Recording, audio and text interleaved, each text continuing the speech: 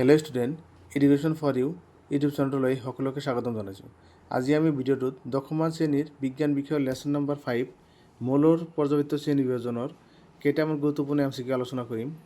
ভিডিঅ'টোৰ প্ৰথম প্ৰশ্নটো হৈছে তলৰ কোনটো ধাতুকল্পৰ উদাহৰণ নহয়? Option A silicon, option B germanium, option C boron, option D aluminium. ইয়াৰ শুদ্ধ উত্তৰ হৈছে অপশ্যন ডি এলুমিনিয়াম। এলুমিনিয়ামটো ধাতুকল্প নহয়। বাকী silicon, germanium, boron, tellurium, antimony, polonium এইবিলাক হৈছে আমাৰ ধাতুকল্পৰ উদাহৰণ।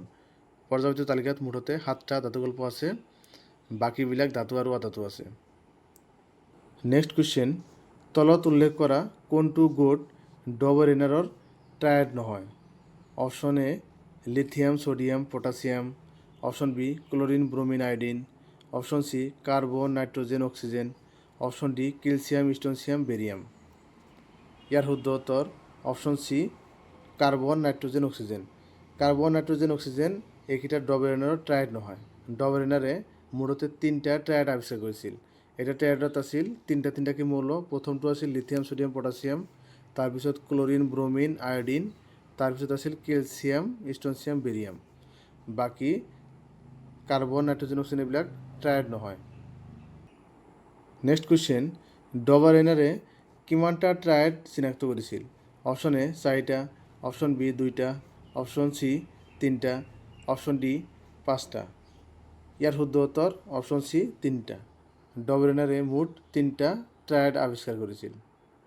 নেক্সট কুৱেশ্যন, ক্ষাৰ অক্সাইড গঠন কৰা মৌলটোৰ পাৰমাণৱিক সংখ্যা বিচাৰি উলিওৱা। Option A 14, option B 19, option C 17, option D 18। ইয়াৰ শুদ্ধ উত্তৰ হৈছে অপশ্যন বি 19।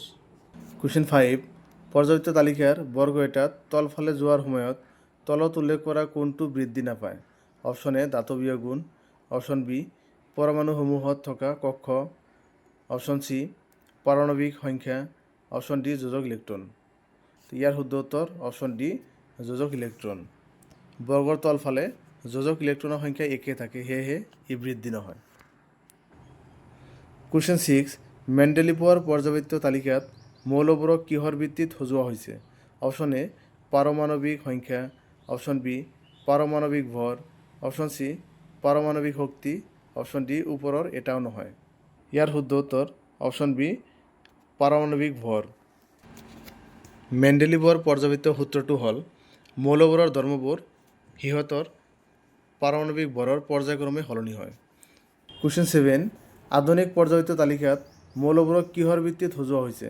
অপশ্যন এ পাৰমাণৱিক সংখ্যা, অপশ্যন বি পাৰমাণৱিক ভৰ, অপশ্যন চি পাৰমাণৱিক শক্তি, অপশ্যন ডি ওপৰৰ এটাও নহয়। ইয়াৰ শুদ্ধ উত্তৰ অপশ্যন এ পাৰমাণৱিক সংখ্যা। আধুনিক পৰ্যাবৃত্ত তালিকাত মৌলবোৰক সিহঁতৰ পাৰমাণৱিক সংখ্যাৰ ভিত্তিত সজোৱা হৈছে। কুৱেশ্যন 8, মেণ্ডেলিভৰ পৰ্যাবৃত্ত তালিকাত কিমানটা পৰ্যায় আছে? অপশ্যন এ 5টা, অপশ্যন বি 8টা, অপশ্যন চি 7টা, অপশ্যন ডি 10টা। ইয়াৰ শুদ্ধ উত্তৰ অপশ্যন চি 7টা। মেণ্ডেলিভৰ পৰ্যাবৃত্ত তালিকাত 7টা পৰ্যায় আৰু 8টা বৰ্গ আছে। কুৱেশ্যন 9, আধুনিক পৰ্যাবৃত্ত তালিকাখন কোনে প্ৰস্তুত কৰিছিল? Option A Mendeleev, option B Newlands, option C Dobereiner, option D Henry Moseley. ইয়াৰ শুদ্ধ উত্তৰ অপশ্যন ডি হেনৰি মজলে। আধুনিক পৰ্যাবৃত্ত তালিকাখন হেনৰি মজলে প্ৰস্তুত কৰিছিল, যাক পৰ্যাবৃত্ত তালিকাৰ দীৰ্ঘ আকাৰ বুলিও কোৱা হয়।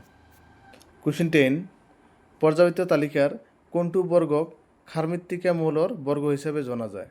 অপশ্যন এ বৰ্গ 1, অপশ্যন বি বৰ্গ 2, অপশ্যন চি বৰ্গ 3, অপশ্যন ডি ওপৰৰ এটা নহয়। ইয়াৰ শুদ্ধ উত্তৰ অপশ্যন বি বৰ্গ 2। বৰ্গটোক ক্ষাৰমৃত্তিকা মৌল হিচাপেও জনা যায়। ইয়াৰ সকলোবোৰেই ধাতু আৰু ইহঁত কেৱল যৌগ অৱস্থাত থাকে।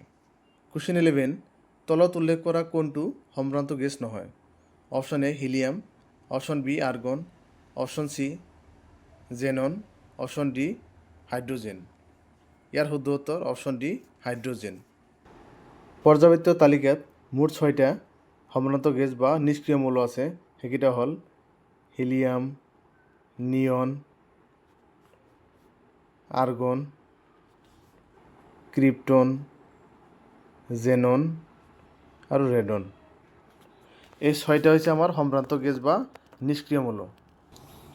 কুৱেশ্যন 12 মেণ্ডেলিভৰ পৰ্যবেক্ষিত তালিকাত কোনটো মৌলৰ বাবে খালী ঠাই নাছিল?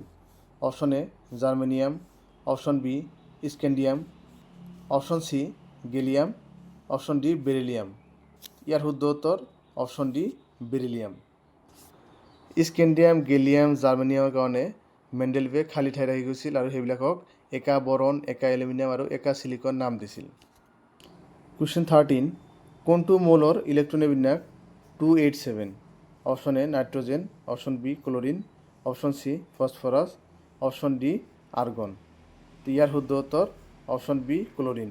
ক্লৰিনৰ পাৰমাণৱিক সংখ্যা হৈছে 17 আৰু ইলেক্ট্ৰনিক বিন্যাস হৈছে আমাৰ 287। কুৱেশ্যন 14 BSI GE ৰাসায়নিক চিহ্ন থকা তিনিটা মৌল হ'ল অপশ্যন এ সকলো অধাতু, অপশ্যন বি সকলো ধাতু, অপশ্যন সি সকলো ধাতুগল্প, অপশ্যন ডি SI হ'ল ধাতুগল্প আৰু BGE হ'ল ধাতু। ইয়াৰ শুদ্ধ উত্তৰ অপশ্যন সি সকলো ধাতুগল্প, কাৰণ বি মানে হৈছে আমাৰ বৰণ, SI হৈছে মানে চিলিকন, GE মানে হৈছে আমাৰ জাৰ্মেনিয়াম। তো বৰণ, চিলিকন, জাৰ্মেনিয়াম এইবিলাক হৈছে আমাৰ ধাতুগল্প। কুৱেশ্যন 15 আধুনিক পৰ্যায়বৃত্ত তালিকাত থকা বৰ্গৰ সংখ্যা হ'ল option A 20, option B 16, option C 18, option D 19। ইয়াৰ শুদ্ধ উত্তৰ অপশ্যন সি 18। আধুনিক পৰ্যায়বৃত্ত তালিকাত 18টা বৰ্গ আছে আৰু 7টা পৰ্যায় আছে। থেংক ইউ ফৰ ৱাচিং। এনেকুৱা ভিডিঅ' পাই থাকিবলৈ লাইক, কমেণ্ট আৰু ছাবস্ক্ৰাইব কৰিবলৈ নাপাহৰিবা।